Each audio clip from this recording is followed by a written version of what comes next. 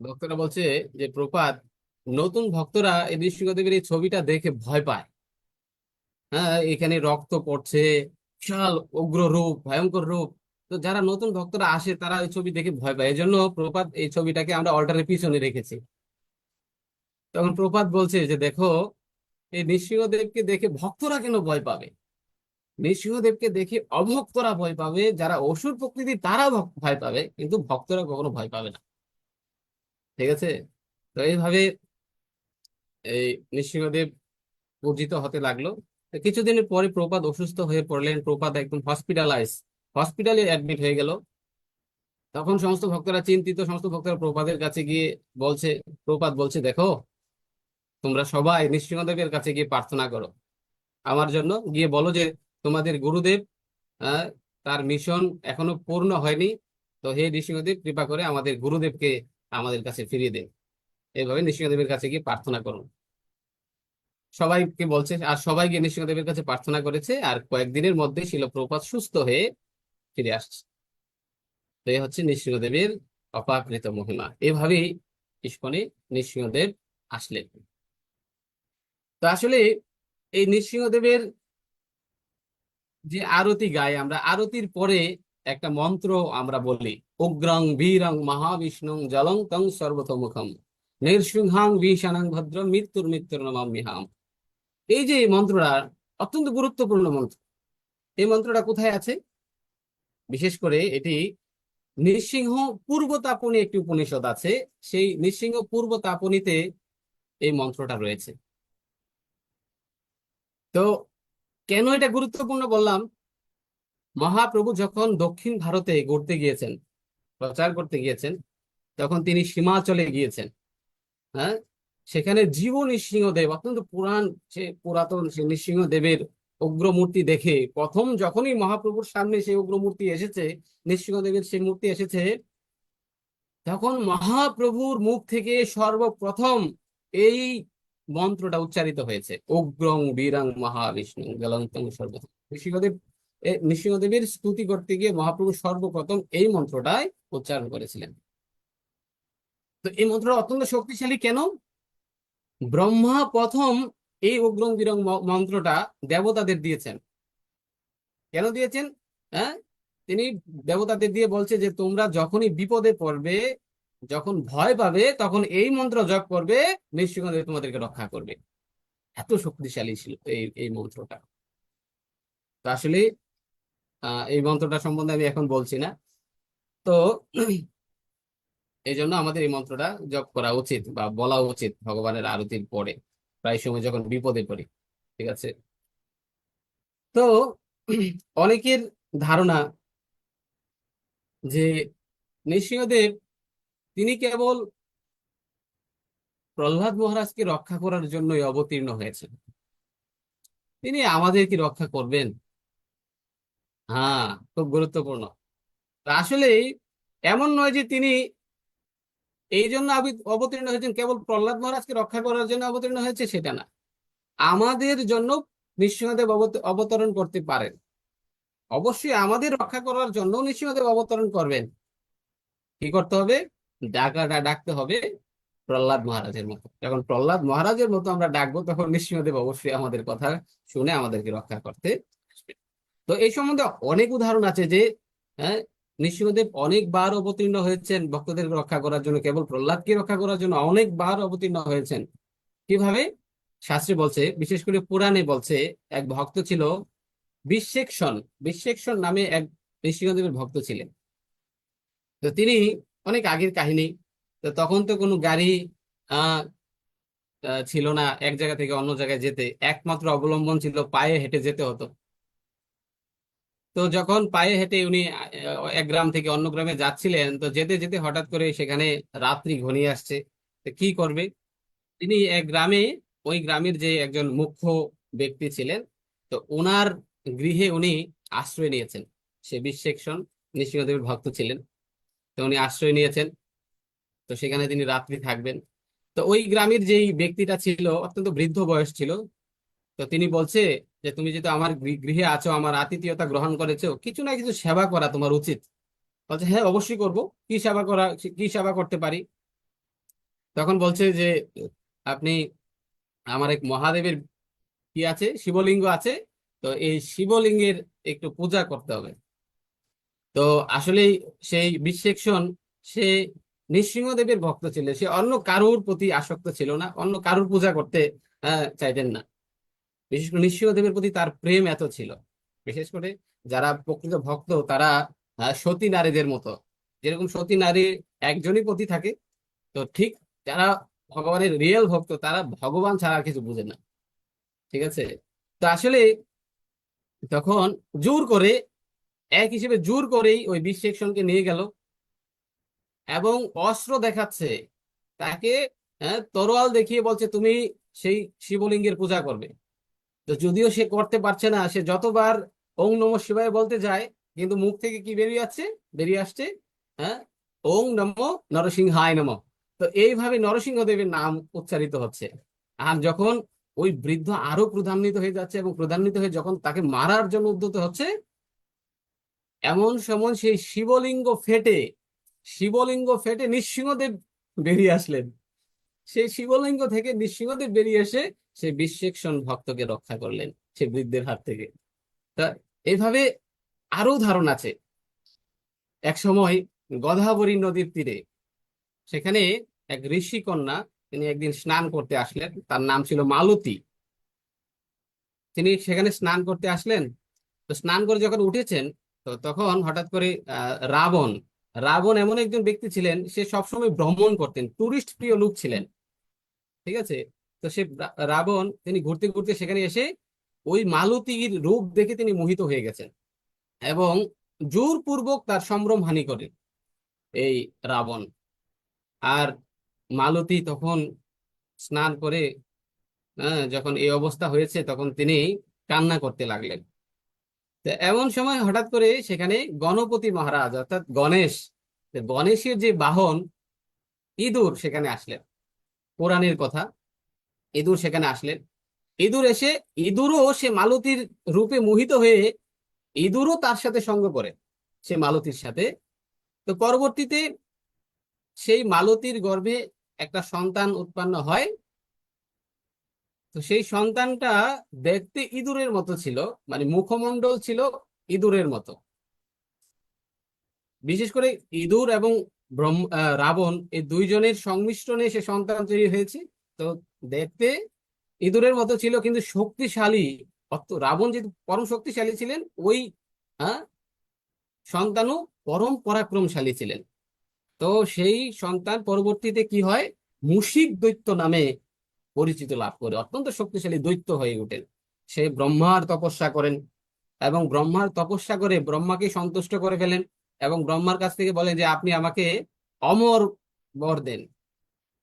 বলছে না, অমর বর তো দেওয়া যাবে না, কিন্তু আমি এমন বর দিচ্ছি যে তোমাকে ভগবান নৃসিংহদেব ছাড়া আর কেউ মারতে পারবে না।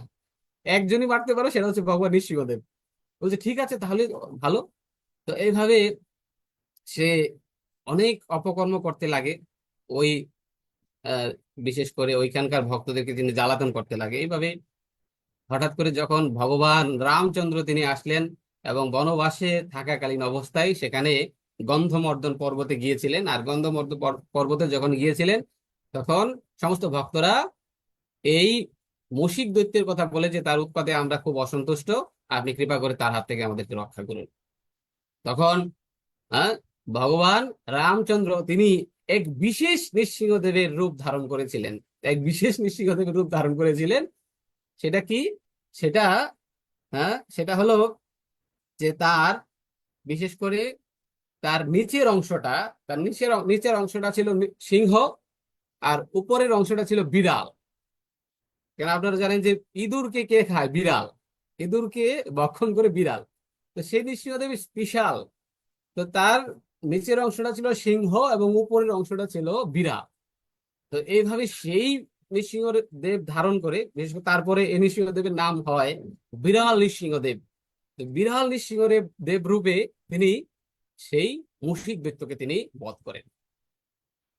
তো এইভাবে আমরা দেখতে পাই যে নৃসিংহদেব শুধু কেবল প্রহ্লাদ মহারাজকে রক্ষা করার জন্য আসেননি, আসে না, আমরাও যখন বিপদে পড়ি আমাদেরকে রক্ষা করার জন্য নৃসিংহদেব আসবেন, কিন্তু ডাকতে হবে প্রহ্লাদ মহারাজের মতো। তো যাক, এভাবে অনেক লীলা আছে, আমি সবগুলো বলছি না। তো আমার উদ্দেশ্য হচ্ছে যে আজকে আমি নৃসিংহ আরতি সম্বন্ধে একটু বলবো সংক্ষিপ্ত ভাবে, যেহেতু সময় নেই, আমাকেও চলে যেতে হবে। তো আমি নৃসিংহ আরতি সম্বন্ধে একটু বলবো। তো আমরা বিশেষ করে নৃসিংহ আরতিতে আমরা বলি, কেন আমরা নৃসিংহ আরতি গাই ঠিকই, কিন্তু যদি আমরা তার অর্থ অনুভব করে গাই, তাহলে তার প্রতি ভক্তিটা আরো বেশি থাকবে। ঠিক আছে। তো নৃসিংহ আরতির প্রথমে বলা হয়েছে নমস্তে, নমস্তে নরসিংহায়। তো এখানে প্রথমেই নমস্তে মানে নমস্কার বা প্রণাম।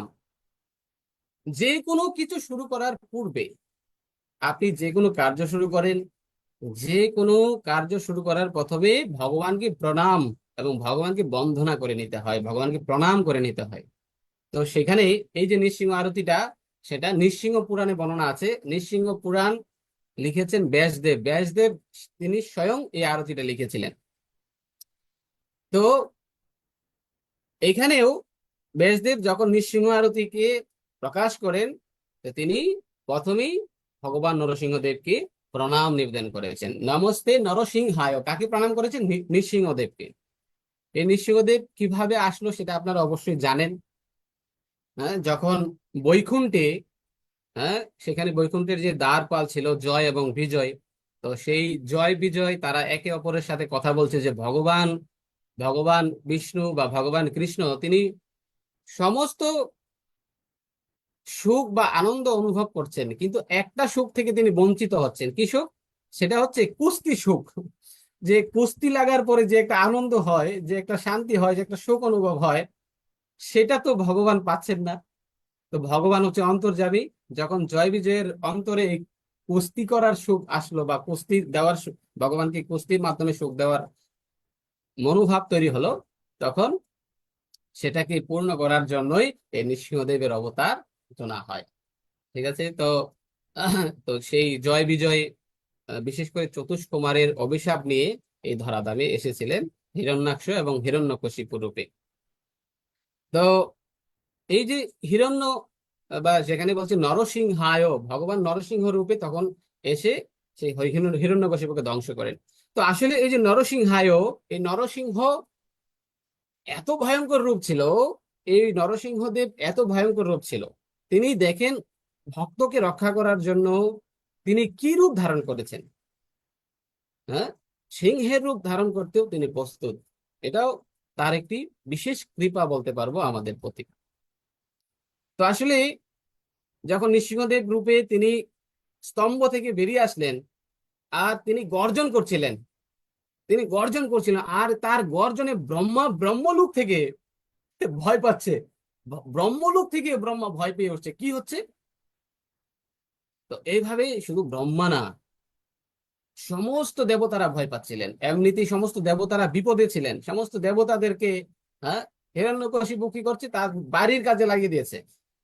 যেমন বায়ুদেবকে তার ঘর পরিষ্কার করার জন্য লাগিয়েছে, ইন্দ্রদেবকে তার ঘোড়ার ঘাস কাটার জন্য লাগিয়ে দিয়েছে, যে ঘোড়া দেখাশোনা করবে। ঠিক আছে। এবং অগ্নিদেবকে তার বাড়ির খাবার তৈরি করার জন্য লাগিয়ে দিয়েছে। তো এইভাবে সমস্ত দেবতারা, সেই নৃসিংহদেবের হিরণ্যকশিপুর বাড়িতে কাজ করতেন, তারা দেবকার্য ছেড়ে। তো এমত এমত অবস্থায় ভগবান নৃসিংহদেব আসলেন এবং হিরণ্যকশিপুর সাথে স্তম্ভ থেকে বেরিয়ে এসে তার সাথে কুস্তি যুদ্ধ শুরু হলো। কুস্তি যুদ্ধ অনেক সময় ধরে সেই কুস্তি যুদ্ধ হয়েছিল। তো কুস্তি যুদ্ধ হওয়ার পরে এমন সময় দেখা যায় যে এই দেবতারা, তারা ভয়ে মেঘের আড়ালে লুকিয়েছিল, এবং মেঘের আড়াল থেকে যখন দেখছে যে ভগবান নৃসিংহদেব একটু ভালোভাবে তার সাথে পেরে উঠছে, তখন মেঘের আড়াল থেকে, হ্যাঁ, মুখ খুলে এসে, হ্যাঁ, জয়ধ্বনি দিত। আবার যখন দেখছে নৃসিংহদেবকে পরাস্ত করে ফেলছে, তখন আবার লুকিয়ে যেত। এইভাবে দেবতারা ভয়ে ভয়ে ছিল। তা আসলে এই নৃসিংহদেব কেবলমাত্র প্রহ্লাদ মহারাজকে রক্ষা করার জন্য এসেছে, এবং এই জন্য বলছে নমস্তে নরসিংহায়, আমি সেই নরসিংহ রূপকে প্রণাম করছি। এবং যিনি কিসের জন্য এসেছেন? প্রহ্লাদ ও আহ্লাদ দায়িনে। প্রহ্লাদ, আহ্লাদ দায়িনে, যিনি এসেছেন কেবলমাত্র কাকে রক্ষা করার জন্য? প্রহ্লাদকে আনন্দ দেওয়ার জন্য। আহ্লাদ শব্দের অর্থ হচ্ছে আনন্দ, আহ্লাদ। প্রহ্লাদকে আনন্দ দেওয়ার জন্যই যিনি প্রকট হয়েছেন। তো এই জন্য আমরা ভগবত গীতায় আমরা দেখতে পাই যে ভগবান আসার তিনটি কারণ ভগবান কৃষ্ণ সেখানে উল্লেখ করছেন। কি কি? পরিত্রাণায় সাধুনাম, বিনাশায় চ দুষ্কৃতাম, ধর্ম সংস্থাপনার্থে সম্ভবামি যুগে যুগে। তিনটি কারণে ভগবান আসেন।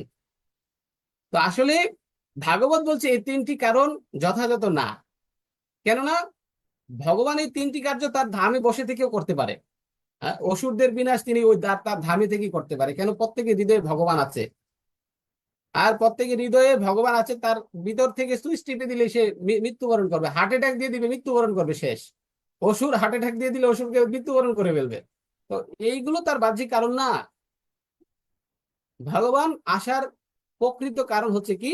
ভগবান এই পৃথিবীতে আসার প্রকৃত কারণ হচ্ছে ভক্তদেরকে আনন্দ প্রদান করার জন্য তিনি আসেন। ভক্তদেরকে আনন্দ করা দেওয়ার জন্য তিনি আসেন, সে কথা ভাগবতে বলছেন। তো আসলে বৃহৎ ভাগবতামৃতে নারদমণি প্রহ্লাদকে বলছে, প্রহ্লাদ, এই ভগবান নৃসিংহদেবের অবতার কেবলমাত্র তোমাকে রক্ষা করার জন্য, তোমার জন্য এসেছেন। কিন্তু প্রহ্লাদ মহারাজ তিনি বৈরাগ্যের মূর্ত প্রকাশ ছিলেন। তিনি এই প্রতিষ্ঠা স্বীকার করছেন না। ভক্ত আমাদেরকে বললে, হ্যাঁ আমরা বলো, হ্যাঁ আমার জন্য এসেছে, হ্যাঁ আমি অনেক বড় ভক্ত, হ্যাঁ, কিন্তু আমরা সেই প্রতিষ্ঠাকে স্বীকার করে নিতাম। কিন্তু প্রহ্লাদ সেই প্রতিষ্ঠাকে স্বীকার করছে না। কেন? হ্যাঁ, প্রতিষ্ঠাকে ভক্তরা সবচেয়ে বেশি ভয় পায়। হ্যাঁ, আমরা দেখি সেই মাধবেন্দ্রপুরী, বৈশাখ মাস চলছে, চন্দ্রযাত্রা চলছে, সেই মাধবেন্দ্রপুরী, হ্যাঁ তিনি, হ্যাঁ বলছে, প্রতিষ্ঠার ভয়ে পুরী গেল পালাইয়া। সে প্রতিষ্ঠা লাভ করার যে ভয়, সেটা থেকে ভয় পেয়ে তিনি রাত্রে রাত্রে চলে গেছে পুরীতে। ঠিক আছে, তো এইভাবে আমরা দেখতে পাই যে প্রহ্লাদ মহারাজ তখন নারদ মুনিকে বলছে, না না আমার জন্য আসেনি, আমার জন্য আসেনি, ভগবান আসছে কার জন্য? কেন? ভগবান হচ্ছে ব্রহ্মা যে হিরণ্যকশিপুকে বর দিয়েছিলেন, সেই বরটাকে রক্ষা করার জন্য তিনি এসেছেন। তারপরে বলছে যে না না, তিনি দেবতাদেরকে অনেক ভালোবাসেন, দেবতারা বিপদে আছেন, এই জন্য তাদেরকে রক্ষা করার জন্য আসছেন। আবার বলছে না, জয় আর বিজয়ের প্রতি, জয় আর বিজয় যেহেতু অসুর রূপ ধারণ করে এখানে এসেছে, এই ভগবানের জয় বিজয়ের প্রতি তার প্রেম আছে, আর এর জন্য সেই প্রেমের জন্য তিনি আর বসে থাকতে পারেনি, তিনি এখানে আসছেন। আবার বলছে যে না, চতুষ কুমারের যে অভিশাপ আছে, চতুষ কুমারের অভিশাপ পূর্ণ করার জন্য তিনি এসেছেন। আবার বলছে না, তিনি এসেছেন কিসের জন্য? তিনি তার নিজের কথা রাখার জন্য এসেছে। কেন? তিনি ভগবত গীতায় বলছে যে নমে ভক্তা প্রণশ্যতি, তিনি বলছেন আমার ভক্তের কোনো বিনাশ হবে না, তার এই কথা রাখার জন্য তিনি এসেছেন। তো এইভাবে তিনি বিভিন্ন যুক্তি দেখাচ্ছেন যে আসলে আমার জন্য ভগবান আসেননি। এটাই ভক্তদের একটি অনেক বড় লক্ষণ। তো যাক, তো পরে বলছে, পরের লাইনে বলছে, হিরণ্যকশিপুর ভক্ষঃ শিলাটঙ্ক নখালয়ে। তো এখানে বলছেন যে আমি, হ্যাঁ, আমি সে নৃসিংহদেবকে প্রণাম করছি, আমার সশব্দ প্রণতি নিবেদন গ্রহণ করুন। আপনি প্রহ্লাদ মহারাজকে আনন্দ দেওয়ার জন্য অবতরণ করেছিলেন, এবং আপনার সেই শক্তিশালী পাথর কাটার মতো আহ, ধারালো অস্ত্র দিয়ে হিরণ্যকশিপুর যেই বুক ছিল, সেটা পাথরের মতো ছিল। হিরণ্যকশিপুর বক্ষ, শিলা, শিলা মানে পাথর। এখানে হিরণ্য শব্দের অর্থ হচ্ছে স্বর্ণ, আর কশিপু শব্দের অর্থ হচ্ছে মোহ। যার স্বর্ণের প্রতি মোহ ছিল, অর্থাৎ ঐশ্বর্য ধন সম্পদের প্রতি মোহ ছিল, তার নাম হচ্ছে হিরণ্যকশিপু। তো আসলে সেই হিরণ্যকশিপুর যে বুক ছিল, সেটা পাথরের মতো ছিল। আর আপনি সেই পাথরের মতো বুককে বিদীর্ণ করেছেন আপনার ধারালো অস্ত্র দ্বারা। এই জন্য আপনাকে প্রণতি নিবেদন করছি। তা আসলে আমাদের আচার্যগণ বলছেন যে কাদের হৃদয়, কাদের বক্ষ বা হৃদয় পাথরের মতো। শাস্ত্রী বলছে যে 5 রকমের ব্যক্তি আছে যাদের হৃদয় পাথর। 5 রকমের ব্যক্তি আছে যাদের হৃদয় হচ্ছে পাথরের মতো। কারা কারা? প্রথম বলছে যারা নাস্তিক, যারা ভগবানকে মানেন না, তাদের হৃদয় পাথর। 2 নাম্বার বলছে যারা মায়াবাদী, যারা ভগবানের সাকার রূপকে বিশ্বাস করেন না, তাদের হৃদয় পাথর। 3 নাম্বার বলছে যারা দেব উপাসক, তাদের হৃদয় পাষাণ, তাদের হৃদয় হচ্ছে পাথর, যারা দেবতাদের উপাসনা করে। 4 নাম্বার বলছে যারা বৈষ্ণব অপরাধী, বৈষ্ণব অপরাধ করে তাদের হৃদয় পাষাণ অর্থাৎ পাথর। এবং 5 নাম্বার বলছে যারা ভক্ত হওয়ার নাটক করছে, আমি ভক্ত হয়ে গেছি, তাদের হৃদয় পাষাণ। তো এইভাবে শাস্ত্রে উল্লেখ করছে যে 5 রকমের ব্যক্তির হৃদয় হচ্ছে পাথর। তো যাক, তো এখানে বলছে যে অত্যন্ত ক্রোধের সহিত এই নৃসিংহদেবের এই পাথর সম, হ্যাঁ, বুককে বিদীর্ণ করেছিলেন। তো এখন আমাকে এক ভক্ত প্রশ্ন করেছিলেন যে প্রভু, যেহেতু আমরা আপনারাই ক্লাস দেন যে রাগকে কন্ট্রোল করতে হবে, অ্যাঙ্গারকে কন্ট্রোল করতে হবে, তো ভগবান নিজেই তো ক্রোধান্বিত, হ্যাঁ, ভগবান নিজেই ক্রোধান্বিত, ভগবানের ভক্তরাও ক্রোধান্বিত হয়, তাহলে আপনারা এই ক্লাস দেন কিভাবে হবে? তখন আমি বলছিলাম যে আসলে ভগবান এবং ভগবানের ভক্ত যারা গুরুদেব, তাদের যেই রাগ, সে রাগের মধ্যে আশীর্বাদ লুকিয়ে থাকে। যেরকম দুর্বাসা ঋষি যখন ক্রোধান্বিত হয়ে যখন তার চুল ছিঁড়ে, তখন সেখান থেকে এক একটা অসুর উৎপন্ন হয়। আর আমরা যখন ক্রোধান্বিত হয়ে চুল ছিঁড়ি, সেখান থেকে খুশকি, ড্যান্ড্রফ বের হয়। তো এটাই হচ্ছে আমাদের আর এই দেবতা বা বিশেষ করে ভগবান এবং ভগবানের ভক্তের রাগের মধ্যে পার্থক্য। তা আসলে প্রভুপাদ প্রভুপাদ যখন প্রথমে বিভিন্ন মন্দির প্রতিষ্ঠা করেছিলেন, এর মধ্যে আমস্টারডামে তিনি যখন নতুন মন্দির প্রতিষ্ঠা করতে যাবেন, তখন সেখানে যজ্ঞ করবেন। যজ্ঞ করার সময় তিনি বলছে ফুলের মালা কোথায়? বলছে প্রভাত ফুল কোথায়? ফুলের ভক্তরা বলছে, নতুন ভক্ত বলছে প্রভাত, এই ফুল তো মালা বানিয়ে ভগবানকে পরিয়ে দিয়েছি। পরে বলছে ফল কোথায়? প্রভাত, ফল তো জোশ করে ভক্তদেরকে পরিবেশন করার জন্য রেডি হয়ে আছে, কিছুই পাচ্ছে না, মানে তার মন মতো কিছুই হচ্ছে না। প্রভাত ক্রোধান্বিত হয়ে যাচ্ছে, বারবার ক্রোধিত হয়ে যাচ্ছে। তো এমন সময়, মানে 2 দিন হয়েছে, একটা নতুন ভক্ত আসছে, প্রপাদের সাথে তার সাক্ষাৎ হয়নি। তো ওই ভক্তটা ওই ভক্তটা খুব ক্রোধান্বিত ছিল বা ক্রোধিত হতো, অল্প সময়ে ক্রোধিত হতো। তো ওই ভক্তকে অন্যান্য ভক্তরা বলছে যখন যখন ক্রোধ আসবে তখন হরিনাম জপ করতে হবে। তো ওই ভক্তরা সেটা বুঝেছে যে যখন ক্রোধ আসবে তখন সাথে সাথে হরিনাম জপ করতে বসতে হবে। তো তো যখন ওই ভক্তটা লক্ষ্য করছে প্রপাত বারবার রাগান্বিত হয়ে যাচ্ছে, কিন্তু উনি তো আর বুঝতে পারছেন না প্রপাতকে। তো উনি প্রপাতের সামনে গিয়ে প্রপাতের কাঁধে, মানে কাঁধে হাত রেখে প্রপাতকে বলছে আপনার রাগ হয়েছে, আপনি হরিনাম জপ করুন। প্রপাত তখন কিছু তাকে না বলে প্রপাত বলছে হ্যাঁ তুমি ঠিক বলেছো। তখন প্রপাত হরিনাম জপ করা শুরু করে দিয়েছে। তখন হঠাৎ করে জপ করছে, হঠাৎ করে সেখান থেকে আওয়াজ আসছে, বাইরে থেকে আওয়াজ আসছে। তারা কি করছে, ভগবানের বিগ্রহ যখন অল্টারে প্রবেশ করাচ্ছে, ভগবানের বিগ্রহ অল্টারে যাচ্ছে না, কিন্তু তারপরেও জোর করে, হ্যাঁ, এই বিগ্রহ ভিতরে প্রবেশ করার চেষ্টা করছে, বিগ্রহ আঘাতপ্রাপ্ত হচ্ছে। প্রভুপাদ সেখানে বেরিয়ে যাচ্ছে, আর তোমরা কি দেখছো যে ভিতরে যাচ্ছে না, তারপরেও জোর করে প্রবেশ করার চেষ্টা করছো? তো প্রভুপাদ এইভাবে ক্রোধান্বিত হয়ে যাচ্ছে। তো শেষে কোনো রকম ভাবে অনুষ্ঠান সম্পূর্ণ করলো। আর অনুষ্ঠান শেষ করে প্রপাত বলছে যে আমি একটু অন্য একটা ভক্তের বাসায় সেখানে বিশ্রামে যাচ্ছি, তোমরা অনুষ্ঠান শেষ করো সুন্দরভাবে। তো প্রপাতের সেবক ভক্তরা তাকে প্রপাতে ওই বাসায় নিয়ে গেল। আর প্রপাত বলছে আমার প্রসাদ নিয়ে আসো। বলছে প্রপাত আমি এখনই আপনার প্রসাদ করে দিচ্ছি, গরম গরম করে দিচ্ছে। বলছে না, আজকেই ভগবানের বিগ্রহ প্রতিষ্ঠা হয়েছে, আমি অন্য প্রসাদ কেন খাবো? যাও, যেই প্রসাদ ভোগ লেগেছে ওই প্রসাদ নিয়ে আসো। বলছে প্রপাত তৈলাক্ত খাবার, আপনার তো স্বাস্থ্যের ক্ষতি হবে। বলছে না না, ওই খাবারই আমি খাবো। তখন ওই ভক্ত তাড়াতাড়ি করে গাড়ি চালিয়ে যখন যাচ্ছে, ওইখান দিয়ে প্রসাদ নিয়ে যখন আসছিল, তখন ওই অ্যাক্সিডেন্ট করে ফেললো, আরেকটা গাড়ির সাথে লাগিয়ে দিল, ওই প্রসাদ পড়ে গেল গাড়ির মধ্যে। এখন কি করবে? আবার গেল, আবার গিয়ে দেখছে যে প্রসাদ শেষ হয়ে গেছে, এখন কি হবে? তো প্রপাদের কাছে এসে বলছে প্রপাদ ক্ষমা চেয়ে বলছে প্রপাদ আমি তো প্রসাদ আনতে গিয়েছিলাম, প্রসাদ তো পরে পরে গেছে, এখন আর প্রসাদ নেই। তখন বলছে যে বলছে যে আমি এখনই প্রসাদ করে দিচ্ছি। তখন প্রপাদ বলছে যে না না, ওই যে প্রসাদ গাড়িতে গাড়িতে পড়েছে, ওই প্রসাদটাই নিয়ে আসো, আমি ওই প্রসাদটাই গ্রহণ করব।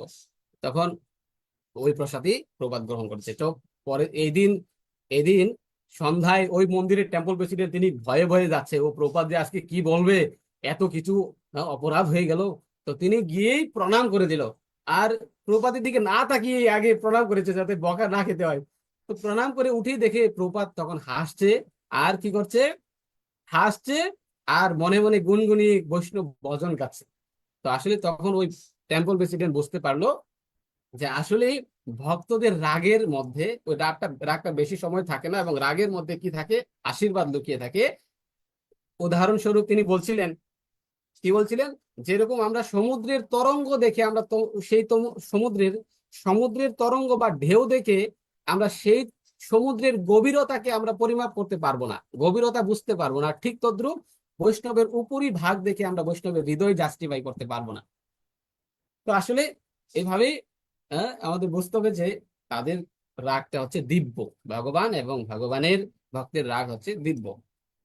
তো যাক, পরের লাইনে বলছে ইতো নিঃসিংহ পরত নিঃসিংহ, যত যত যামি তত নিঃসিংহ। অর্থাৎ ভগবান সর্বত্র, সর্বত্র ভগবান আছে। ভগবান আমি এইখানেও দেখছি আপনাকে, ওইখানে দেখছি, আগে আমি যেখানে যেখানে আমার চোখ পড়ছে সেখানেই আমি আপনাকে লক্ষ্য দর্শন করতে পারছি। আপনি সর্ব জায়গায় বিস্তৃত।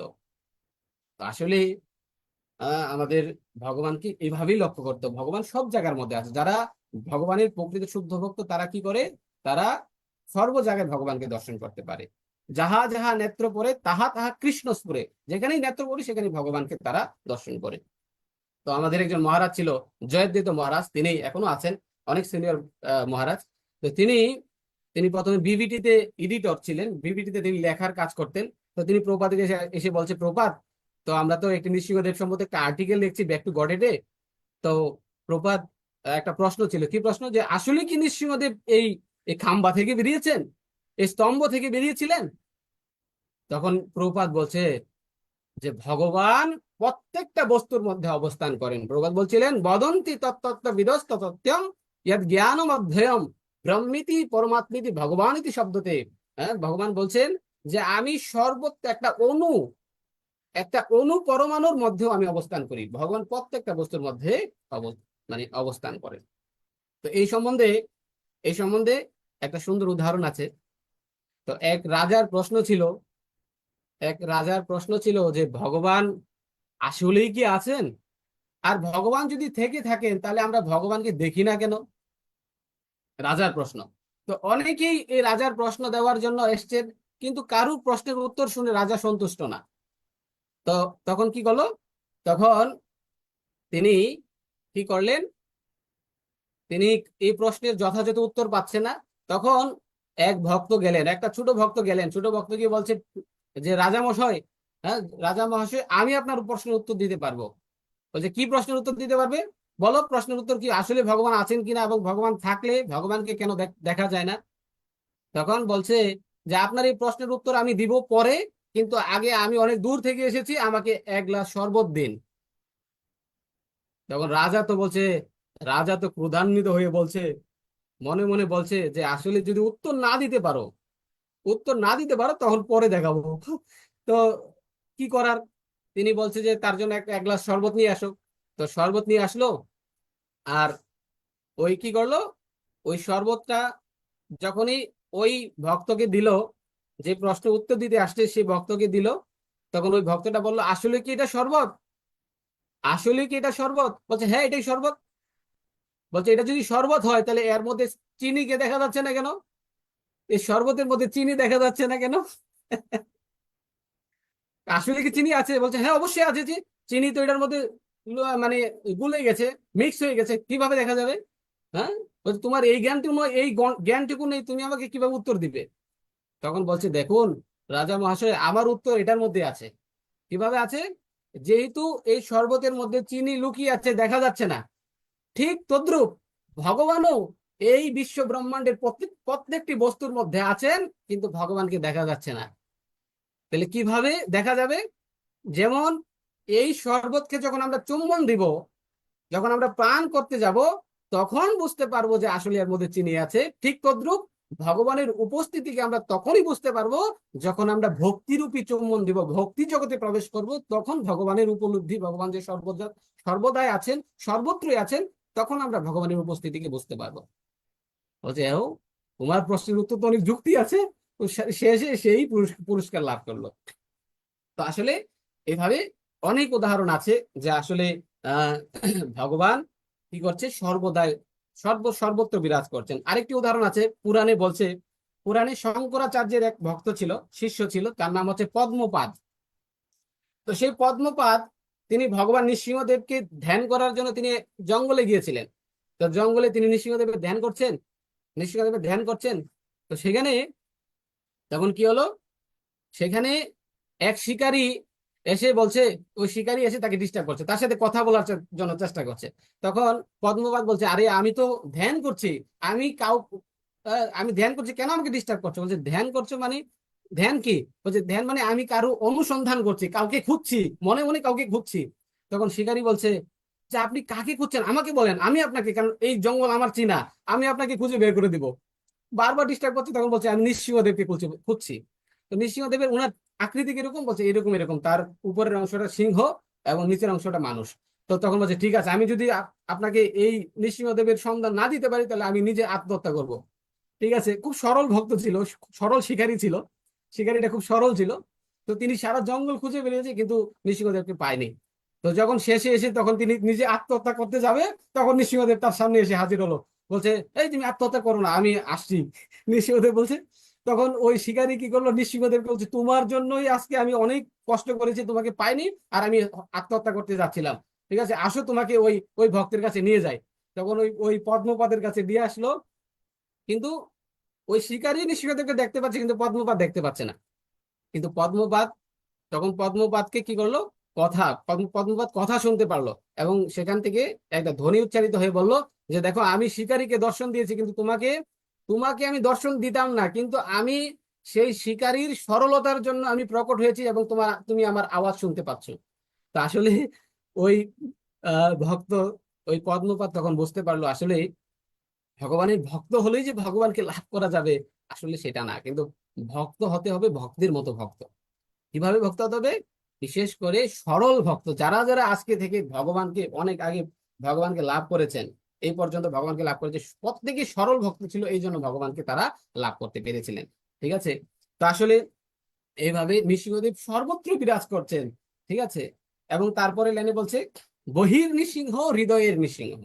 নৃসিংহদেব কোথায় আছে? বাইরে আছে, ভিতরে আছে, সব জায়গার মধ্যে নৃসিংহদেব আছে। হ্যাঁ, দেবী কুন্তী বলছেন, দেবী কুন্তী তার প্রার্থনায় বলছেন নমস্তে পুরুষম তুভ্যম ঈশ্বরে প্রকৃতে পরম অলক সানাম সর্বভূতানাম অন্তর বাহির অবস্থিতাম। হে ভগবান। এই সম্বন্ধে শাস্ত্রে বলছে ব্যাসদেব, ব্যাসদেব যখন নৃসিংহ পুরাণ লিখছেন, নৃসিংহদেবের কথা বর্ণনা করছিলেন, তখন তিনি হঠাৎ করে বুঝতে, তিনি তিনি তার মনে মনে ভাবছিলেন, ও হৃদয়ের হৃদয়ে নৃসিংহদেব প্রকটিত হলেন। আর যখন এই নৃসিংহদেব প্রকটিত হলেন তখন বিষদেবের চক্ষু বড় বড় হয়েছে, চেহারা খুব ক্রোধান্বিত হয়ে যাচ্ছে, মলিন হয়ে যাচ্ছে। তখন মানে ব্যাসদেব খুব খুব সন্তুষ্ট হয়েছিলেন এবং আনন্দিত হয়ে ব্যাসদেব ভগবানের কাছে তার হৃদয়ে থাকা নৃসিংহদেবের কাছে প্রার্থনা করেছিলেন, হে নৃসিংহদেব, আপনি কৃপা করে আপনার এই নৃসিংহ রূপে আপনি কি করেন, প্রকট হয়ে আপনি জগৎবাসীকে এই নৃসিংহদেবের বিগ্রহ রূপে আপনি প্রকট হন। এবং যে নৃসিংহদেব কি করলেন, একটা বিগ্রহ রূপ ধারণ করলেন।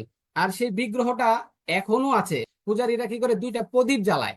একটা ওই ওই অল্টারের ভিতরে, ওই ভগবানের রুমের মধ্যে কোনো বাতাস প্রবেশ পড়ে না।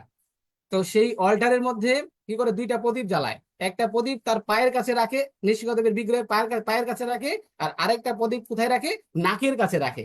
ওই পায়ের প্রদীপটার মধ্যে কোনো বাতাসের কোনো চিহ্ন নাই, মানে একদম সোজা থাকে। আর যখন নাকের কাছের যে প্রদীপটা, সেটা কি করছে, সেটা যেরকম নাকে শ্বাস নিলে যেরকম ভাবে প্রদীপটা নড়াচড়া করে, ঠিক এইভাবেও সেই প্রদীপটা নড়াচড়া করে। তখন ভক্তরা বুঝতে পারে যে নৃসিংহদেব অবশ্যই সেখানে বিরাজ করছেন। তো সেটা এখনো আছে। তো এই হচ্ছে বহির নৃসিংহ হৃদয়ের নৃসিংহ, ভগবান নৃসিংহদেব সর্বত্রই সর্ব জায়গায় বিরাজ করছেন। এরপর বলছে নৃসিংহম আধীন শরণং প্রপদ্যে।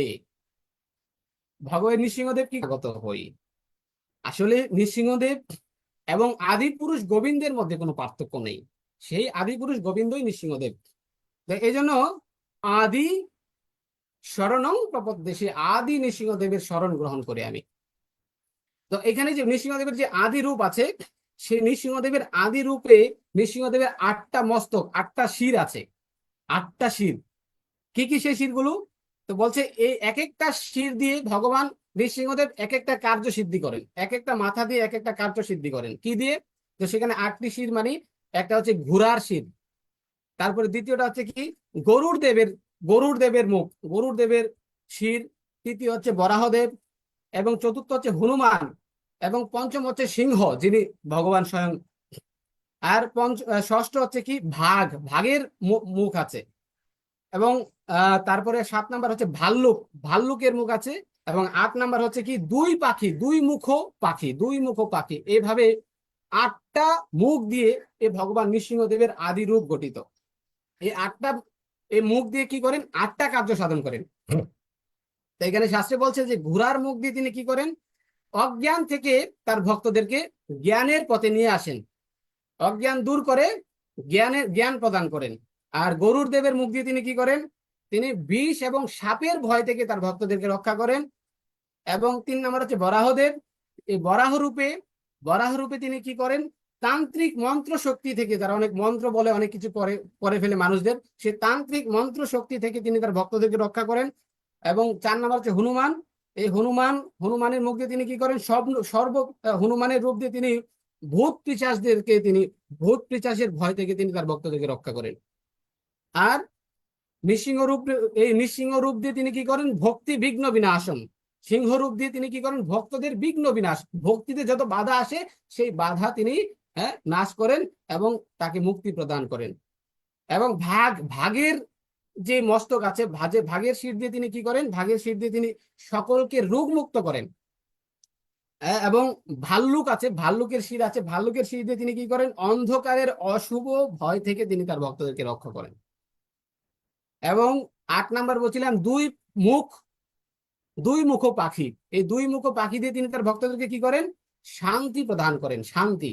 তো এইভাবে 8 মুখ, ভগবান নৃসিংহদেবের 8 মুখে তিনি 8টি কার্য সাধন করেন।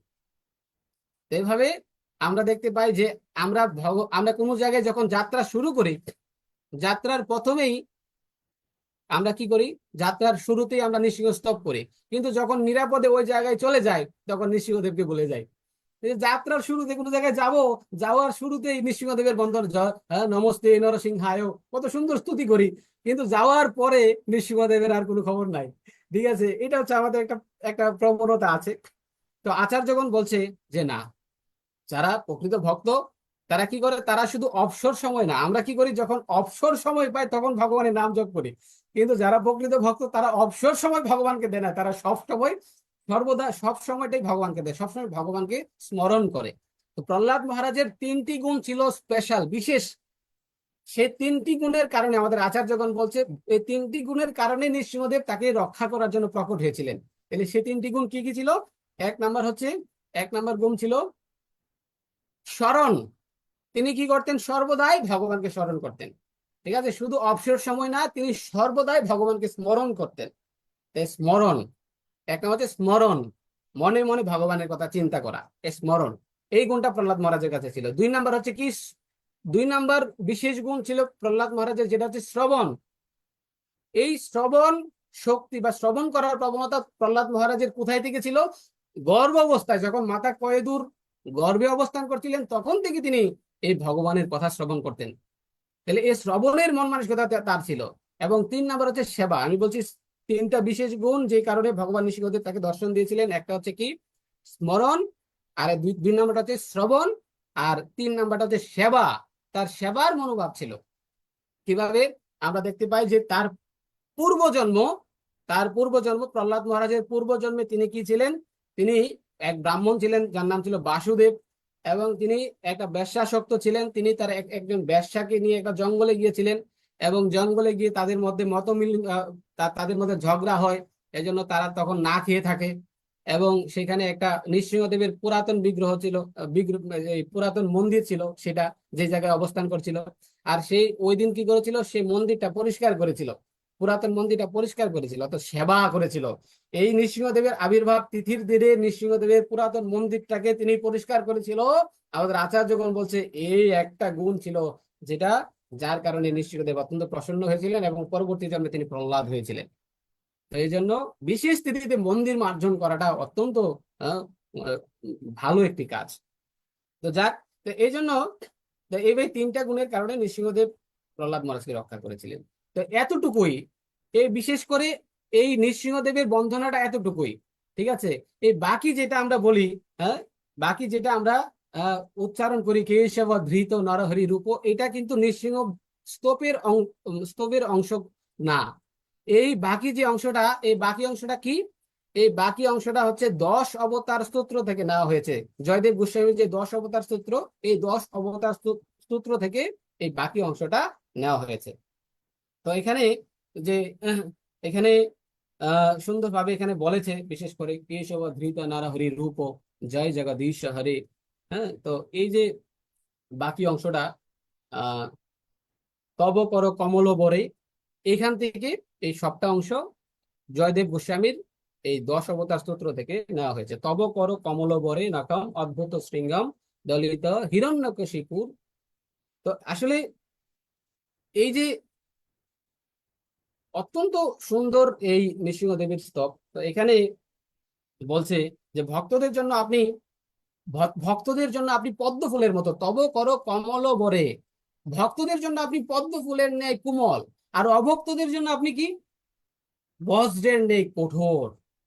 হ্যাঁ, আমরা দেখতে পাই যে আসলে ভগবান ভক্তদের জন্য কিরকম। হ্যাঁ, যেরকম একটা বিড়াল, হ্যাঁ, তার সন্তানের জন্য কতটুকু দয়ালু, আর যখন একটা ইঁদুরের জন্য বিড়ালটা কত ভয়াবহ। তো এইভাবে ভগবানও তার ভক্তদের জন্য, হ্যাঁ, একদম কোমল স্বভাবের। তো যখন ভগবান নৃসিংহদেব এসে হিরণ্যকশিপুকে মারলেন, সবাই খুশি, কিন্তু একজন ব্যক্তি খুশি হতে পারলেন না, সেটা হচ্ছে কি? লক্ষ্মী দেবী। এই লক্ষ্মী দেবী খুশি না। তো লক্ষ্মী দেবী বলছে যে ভগবান, যে তুমি কেন খুশি হতে পারলে না? বলছে দেখো, তুমি যে অবতরণ করলে, অবতরণ করার সাথে সাথে তুমি সেই হিরণ্যকশিপুকে মারতে লাগলে, তাকে বধ করলে। তো তুমি তাকে আগে বোঝানোর চেষ্টা করবে না, তাকে সংশোধন করার চেষ্টা করবে না? তো সেটা তুমি করলে না কেন? এই জন্য তিনি অখুশি। তখন লক্ষ্মী দেবীকে ভগবান নৃসিংহদেব বলছে যে আমি যখন আগামী রূপে আসব, তখন প্রত্যেকটা অসুরকে আমি কি করব? আগে অ্যালার্ট দিব। তো এই জন্য যখন রামচন্দ্র রূপে আসছিলেন, তখন তিনি কি করেছিলেন? এই রামচন্দ্র রূপে এসে তিনি প্রত্যেকবার এই রাবণকে সংশোধন করার চেষ্টা করেছেন। দেখো, তুমি এখনো ভাবো, অনেকজনকে পাঠিয়েছে, ঠিক আছে, অনেকজনকে সন্ধি করার জন্য পাঠিয়েছে, কিন্তু সে রাজি হয়নি। তো এইভাবে কেশব ধৃত নরহরি রূপ জয় জগদীশ হরে। কেশব, কেশব মানে কি? এখানে বলছে কে মানে ব্রহ্মা, হ্যাঁ, স মানে শিব, যিনি, হ্যাঁ, শিব এবং ব্রহ্মাকে নিয়ন্ত্রণ করেন, তিনি হচ্ছেন কেশব। আবার বলছে যার চুলগুলো, হ্যাঁ, চুলগুলো অত্যন্ত সুন্দর, কেশ অত্যন্ত সুন্দর, তিনি হচ্ছেন, হ্যাঁ, আহ, কেশব। তো এই সম্বন্ধে ভগবানের নৃসিংহদেবের চুলগুলো অত্যন্ত কোমল, অত্যন্ত কোমল। এই সম্বন্ধে সুন্দর একটি উদাহরণ আছে আমাদের আহ, বিদেশে আমাদের ইসকন ভক্তদের দ্বারা ঘটেছিল একবার। তো তার বাড়ি ছিল, আহ, ওই ভক্তের বাড়ি ছিল, তার বাড়ির সামনে, গেটের সামনে ছিল রাস্তা। তো গেটের সামনে রাস্তা ছিল, তখন তার সেই ছোট মেয়েটা বাড়ি থেকে বেরিয়ে গেছে, আর বেরিয়ে গিয়ে রাস্তায় উঠে গেছে। আর ওই তার বাবা 2 তলা থেকে দেখছে, আর হঠাৎ করে একটা ট্রাক এসে ওই ছোট মেয়েটাকে, হ্যাঁ, মানে অ্যাক্সিডেন্ট করে চলে গেল। আর তার বাবা এটা দেখি তো কান্না করতে করতে নিচে এসে দেখলো যে তার মেয়েটা কোথায় পড়ে আছে? পাশে একটা বাগানে পড়ে আছে। তাড়াতাড়ি করে হসপিটালে নিয়ে গেল।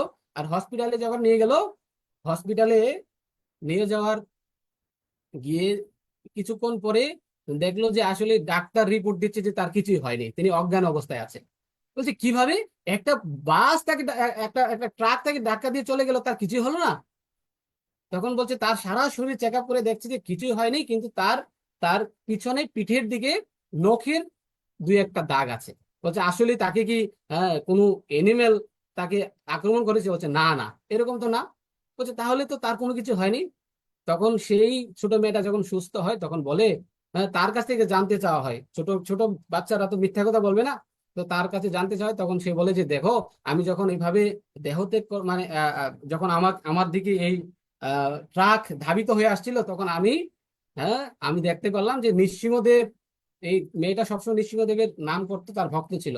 তো দেখলাম যে এই নৃসিংহদেব কি করলো, আমাকে এসে কোলে কোলে নিয়ে আমাকে বাগানে শুয়ে দিল। হ্যাঁ হ্যাঁ, আমাকে কোলে কোলে নিয়ে বাগানে শুয়ে দিল। তো যখন আমি দেখছিলাম, আমি নৃসিংহদেবের চুলকে হাতাচ্ছিলাম। তো নৃসিংহদেবের চুলগুলো এত সফট।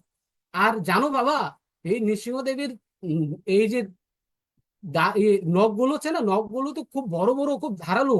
জানো, আমার আমার টিচার যদি ওই নৃসিংহদেবের নখগুলো দেখে না অনেক বকবে।